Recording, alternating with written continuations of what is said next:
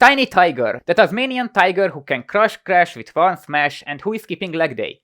Nowadays my favorite character from the Crash franchise is Dingodile and I already made a video about him, but as a kid my favorite character was Tiny for some reason. I can't really tell why he was my favorite, but he looked the coolest from the whole series. So let's see what Tiny's origin and history is.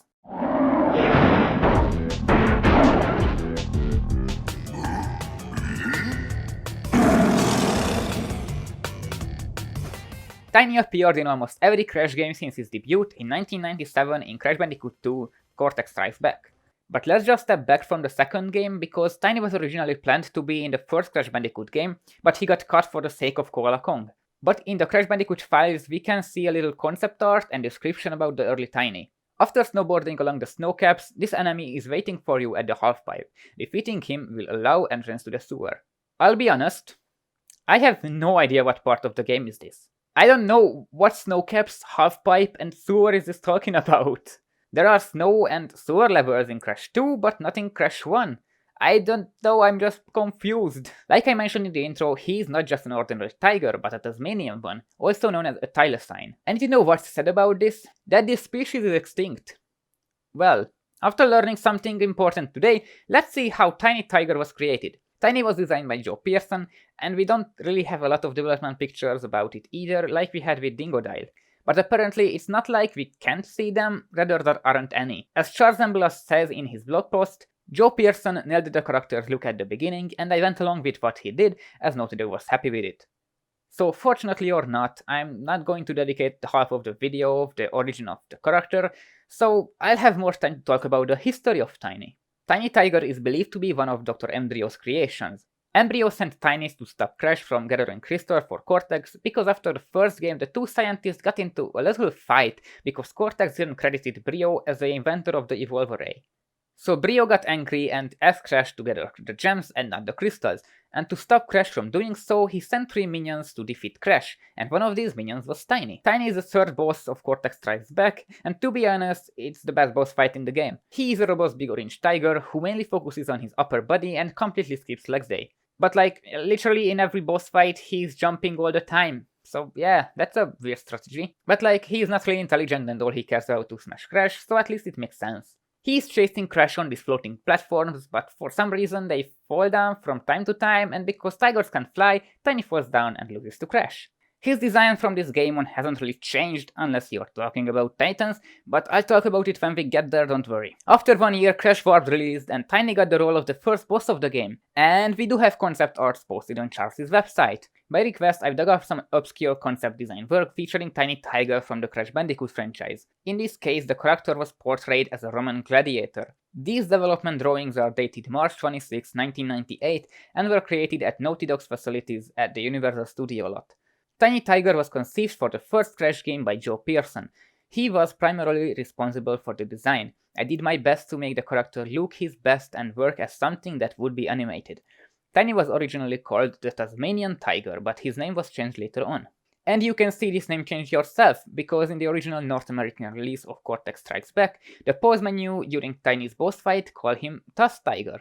As you can see, Tiny had a net what he could throw, but I guess this whole net mechanics was too much for the PlayStation 1 and for the developers to handle, so it got cut from the final game. After the second game, Tiny abandoned Embryo for some reason and became Cortex's minion. So Uka Uka and Cortex sent him back in time to gather crystals and bring them to the Colosseum in Rome. But after Crash collecting the crystals himself, Tiny wanted to take them in the Colosseum. As a kid, I loved this intro. Like, being able to break out from the chains and through the pillars seemed really cool to me. After that, Tiny tries to crush Crash with a trident, but after failing to do so, Tiny releases lions to eat Crash. It's a good boss fight nonetheless, but me personally, I prefer the Crash 2 boss fight. And right after this, in 1999, he became a playable character in Crash Team Racing. Just like Dingodile, he is a speed character, so he is fast, but his turning is not that great. And he has his own track too, Tiny Arena, which is like a monster truck arena, and the track is really long, but I really love the theme of it. And throughout all this, Brendan O'Brien was Tiny's voice actor. As you may know, he did a lot of voices in the early Crash games, and his Tiny voice is actually pretty good. Crash! Coco! Store the pretty crystals! Tiny, take them back! In Gladiator Arena! He got this really rough, low voice, it just suits Tiny by all means. After CTR, he became a playable character in Crash Bash, and alongside Dingodile, he became a member of Aku Aku. And in Crash Bandicoot The Wrath of Cortex, he was just another obstacle like Dingodile. And oh my god, I just learned something really stupid while writing this script. Did you know that in Tornado Alley, the bosses from the earlier games are in these little planes? It's just so ridiculous, like, oh my god, it's so dumb! Why? But anyway, he was the second boss in Crash Bandicoot Purple, Ripto's Rampage, and he had a cameo in Crash Twinsanity and Crash Bandicoot 2 Entranced. And fun fact, in Twinsanity, Tiny has stripes on his back like a real Tasmanian tiger would, but you can't even see it in the game because in the only cutscene he is in, he's facing forward. And he is the third boss of Crash Bandicoot The Huge Adventure. Here it's basically the same as before, jump away from him, then strike when he's stuck, but now it's in 2D. And at the end of the game, he becomes a part of Megamix 2.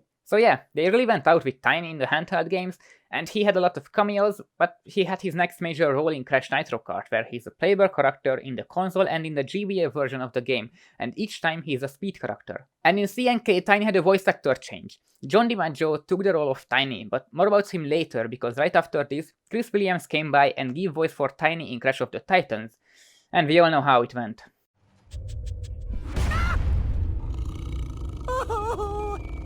Crash, I really am cross with you. I'm just trying to do my job, and you go and cause all this chaos. I'm sorry, but I'm gonna have to eat your face. Before this, I didn't really talk about how Tiny's personality changed, because it was more or less the same. He wasn't really intelligent, and all he cared about was to smash Crash. But in Crash of the Titans, he could speak in full sentences. His whole character has changed for the worse, I think. Sure, he looks like an actual tiger now, but it doesn't really fit him. This whole new Tiny just doesn't fit to the game and the story at all. If you say to my kid self that this is the same character as the boss from the second and third game, I would have thought you are just lying. Some people say it could have worked if this was Tiny's brother or just a brand new character, but I don't know. Like, the whole new character thing is fine, but being Tiny's brother just would have been really lame and cliché. But it doesn't really matter because that's not how it is. This is Tiny Tiger for some reason, but this downfall is nothing compared to the DS version of Crash of the Titans. In the DS version, they made him worse. Crash! You made it through my excavation! Did it pump you up? I'm pumped! That girl came by, she didn't want to work out. I'm not sure what she wanted, but she messed up my groove. Since you're here now, we're gonna play Smash the Bandicoot! The boss fight itself is a joke alongside with Tiny. In this version, he was voiced by Nolan North, and it's just horrible. This whole change wasn't explained anywhere, it's just how it is from now on. It's not like Cortex experimented more on Tiny off screen and this is what Tiny became. By the way, that would have been a nice explanation. This is supposed to be the same character with no explanation whatsoever. And we had to wait 10 years to see the old Tiny again in the Ancient trilogy. He got back his old design and the voice of John DiMaggio, but with good graphics. And then the same thing happened with Crash Team Racing Nitro Fueled.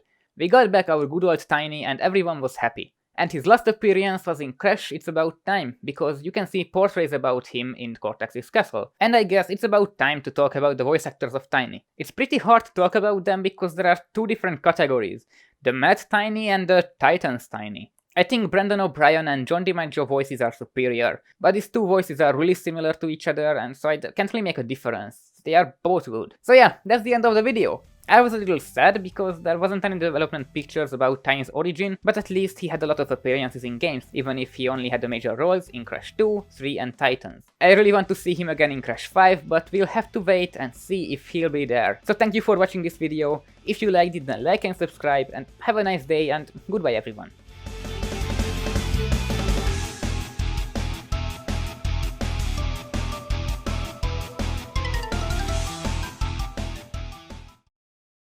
Oh yeah, and he's in Crash on the Run.